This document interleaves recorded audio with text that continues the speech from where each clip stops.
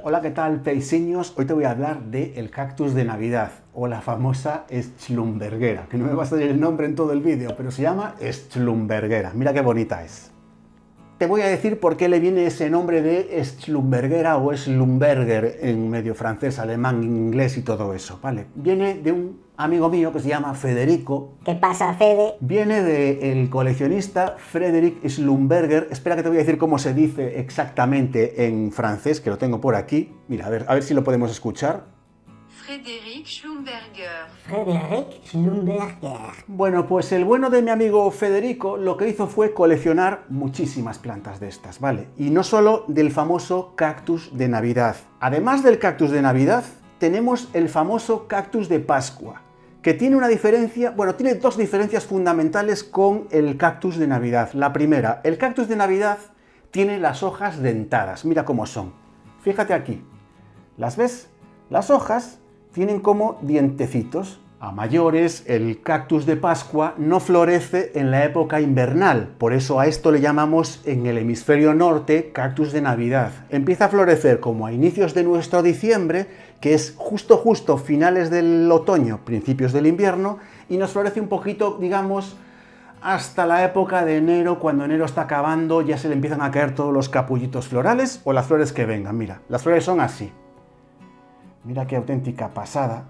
Y la llamada cactus de Pascua florece hacia la primavera. En España o en mi hemisferio norte florecerá en marzo o en abril, más o menos cuando es Semana Santa, cuando es una de las famosas Pascuas del cristianismo. Esta planta es originaria de Brasil, de las zonas de selva de Brasil. Los cuidados del cactus de Navidad y el cactus de Pascua son muy parecidos. Lo único que tienes que adaptarte es que, claro, en el de Navidad nos adaptamos a una época determinada del año para hacerle cosas, que en el cactus de Pascua lo tenemos como que retrasar todo un poquito más, porque como nos florece más tarde, empezamos a hacerle cosas un poquito más tarde, ¿vale? Por cierto, los que estáis en el hemisferio sur, no os florece en Navidad, el cactus de Navidad, os florece en vuestro invierno. Cuando nosotros estamos en verano, vosotros estáis en invierno. Yo hago mi vídeo cuando tengo las plantas yo, ¿vale? Pero tú súmale o réstale 6 meses. El primer aspecto fundamental cuando tienes esta planta en casa viene determinado por cuánta luz puedes darle.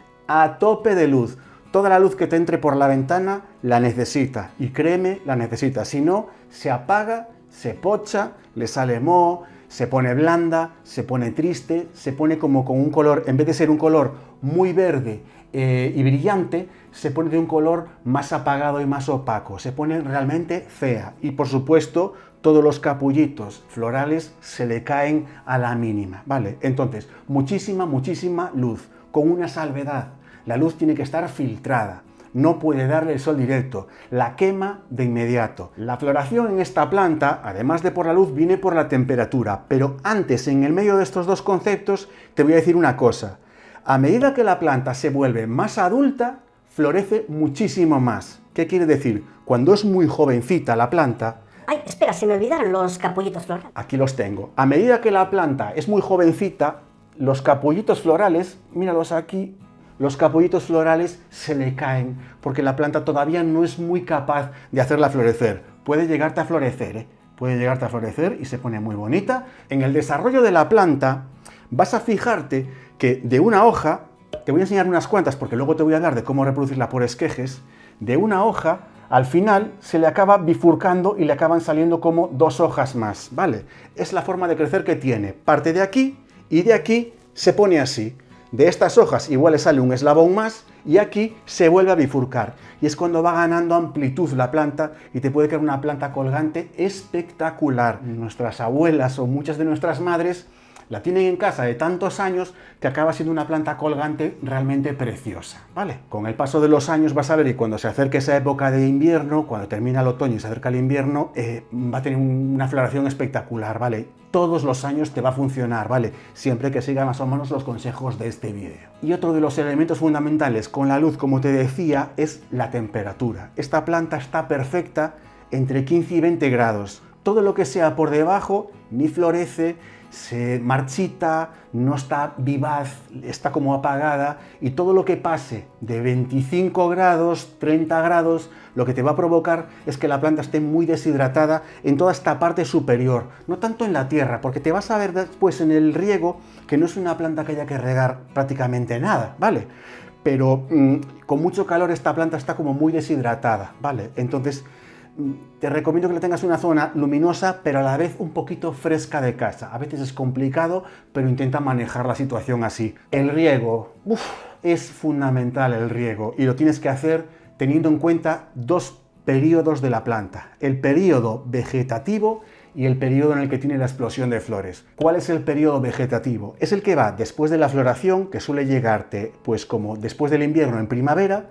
Desde primavera hasta el otoño, ahí la planta se queda completamente paralizada y lo único que se va a centrar es en desarrollar nuevos brotitos de hojas, ¿vale? Fíjate aquí hay como dos hojitas más claritas. Estos son hojas nuevas, son hojas que la planta en su periodo vegetativo empieza a desarrollar para prepararse para cuando le llegue la época de florecer, florecer a tope. Y en esa época vegetativa no la podemos regar casi. Tenemos que prácticamente dejar que se nos seque el sustrato. Medio me vas entendiendo. Tenemos que dejar que se nos seque la tierra e incluso puede pasar épocas de un mes, 2 meses. Y hay veces que en un macetón grande, cuando la planta es muy grande, es que no la riegas prácticamente en toda la primavera y salvo en el verano cuando te acuerdas de que la tienes ahí, la ves un poquito apagadita y le echas un poco de agua.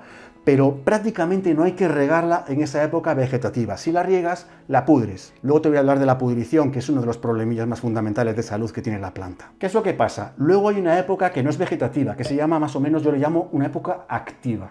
En esa época, la planta vas a empezar a ver que te empieza a formar todos estos capullitos de flores futuras y que derivarán en que en Navidades o en tu época de invierno, en el hemisferio sur, se te va a poner toda llena de capullitos grandes y sobre todo las flores espectaculares, ¿vale? En esa época sí que amplías la época de riego, ¿vale? Sí que la vas ampliando y sobre todo vas a hacer la fertilización. Fertilización abonado en esta planta, te voy a decir cómo se hace justo después de esto, pero es fundamental que en esa época que ya la empiezas a regar más, a veces incluso cada 2 semanas, 3 semanas, o cuando veas que la tierra te pierde la humedad, cuando te acercas a esa época ya de mediados de verano, casi hacia el otoño, ahí la vas a empezar a regar más, la planta va a empezar a espabilar y va a florecer. Ahí fertilizar, ¿vale? Pero de fertilización te hablo un poquito más tarde. Ese agua que utilizas, ten cuidado si tiene mucha cal, porque la cal la destroza el sustrato. Y aquí es muy importante otra vez que tengas en cuenta que si hablamos de regar muy poco, de que no se puede encharcar, de que se puede pudrir, necesitas un sustrato para plantas tropicales, ¿vale? Fíjate aquí que la planta viene del centro de jardinería, incluso suelen ser sustratos bastante pobres, pero te trae perlita de tienda. Eso significa que aquí hay que meterle perlita siempre, ¿vale? Si no sabes qué es la perlita, mírate este vídeo de aquí arriba porque ahí te lo cuento qué es y la puedes ver de cerca, incluso notar que es una cosa que pesa muy poquito para hacer esponjosos los sustratos, ¿vale? El abonado y la fertilización yo los separo completamente. ¿Por qué? Porque yo no hago abonados. Los abonados en todas mis plantas tropicales se los hago cuando hago trasplantes. Durante la época de después de mis navidades hasta la época que va a ser de mediados de verano, ahí la dejo un poquito latente, pero luego le empiezo a meter chicha, le meto chicha al agua de riego. ¿Cómo? Pues con un fertilizante para cactus y crasas, ¿vale? Mira, este en concreto es ecológico, te lo voy a dejar en la descripción, no tengo que hablarte ni de marcas ni de nada, crecimiento sano, equilibrado y plantas más resistentes a enfermedades. De las enfermedades te hablo justo ahora. Y luego, cuando se me acerca una época más cercana, a mediados de otoño ya, que veo que el invierno me llega y que la planta quiere empezar a formar florecitas, le meto un fertilizante para floración, ¿vale? Es un fertilizante con guano, ¿vale? Un fertilizante con guano porque el guano estimula muchísimo la floración porque es muy rico en potasio. El guano es excremento de aves, ¿vale? Si no te florece o te tira todos los capullines, yo creo que te falta fertilización, porque si le estás dando estas dos cosas, luz y temperatura adecuada, es que te está faltando nutrientes en las raíces, ¿vale? Entonces, hazle una fertilización líquida porque va a ser fundamental para que la planta florezca. ¿Cuándo la voy a trasplantar?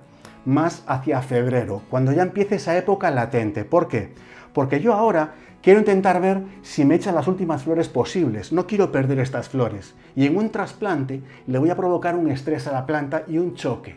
Y voy a propiciarle que se me caigan un montón de capullitos florales o que incluso se me caigan partes de los eslabones de la planta. Va creciendo por eslabones. Si le provoco un estrés muy grande, puedo provocar que se le caiga alguno de los eslabones de la plantita. Una vez cada 2 años, ¿vale? Un trasplante cada 2 años, porque si la tienes bien cuidada, es una planta que va a empezar a crecer mucho y sobre todo se va a volver muy colgante. Y ahí viene lo de los esquejes. Te voy a hablar de los esquejes, cómo se hacen los esquejes y algo que es la clave para tener éxito. Mira, los esquejes se hacen con eslabones de planta. Pero cuidadito, préstame atención, porfi. ¿Qué es lo que te recomiendo? Que utilices o eslabones que la planta deja caer ella solita, que no lo toques tú y se le caigan. ¿Por qué? Porque al caerse viene muy cauterizada la parte que está unida a la planta, ¿vale? Esto está seco, ¿vale? Se ha secado completamente, no tiene resina ni savia y esto no va a provocar pudrición. A mayores, el truco de la canela, mira. Canela. Y en este eslabón que justo acabo de romper, fíjate, canela y pongo mi esquejito aquí. Solo con esta canela es suficiente para que cicatrice sin tener mala cosa, ¿vale?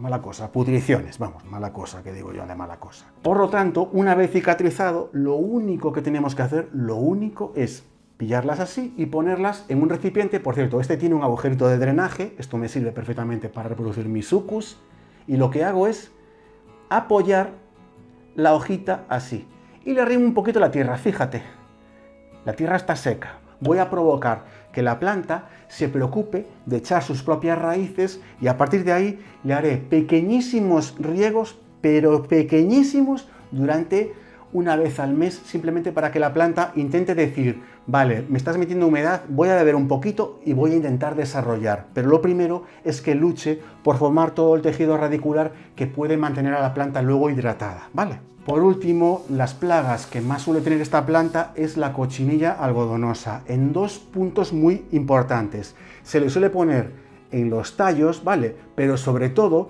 se le mete entre el tallo y la tierra, se le empieza a meter ahí y la puede dañar muchísimo. Si ves cochinilla algodonosa, te recomiendo que la quites de forma manual, con un bastoncillo de estos de cuidar los oídos o un pincelito, la vas limpiando sin utilizar un tratamiento pulverizado. No te recomiendo meterle humedad a esta parte de la planta, sobre todo incluso cuando tienes flores, prohibidísimo, pero no te recomiendo que le pulverices agua aquí, porque le podrías provocar pudrición en la estructura de las hojas, ¿vale? Es una planta bastante delicada al moho y la pudrición, que es el último consejo, ¿vale? En esta planta, si se te forma moho, se te va a producir muchas veces por hongo Pythium o algo por el estilo, el famoso damping off o pudrición del tallo en contacto con la tierra, ¿vale? Si te gustan mis vídeos, te invito a que te suscribas al canal, que me dejes un like, porque aquí hablamos de plantas súper curiosas, muchas veces como esta Tillandsia, que por cierto, mira, tienes un vídeo en el canal y he conseguido que me floreciera. La he visto esta mañana y me he puesto súper contento. Nos vemos en el siguiente vídeo.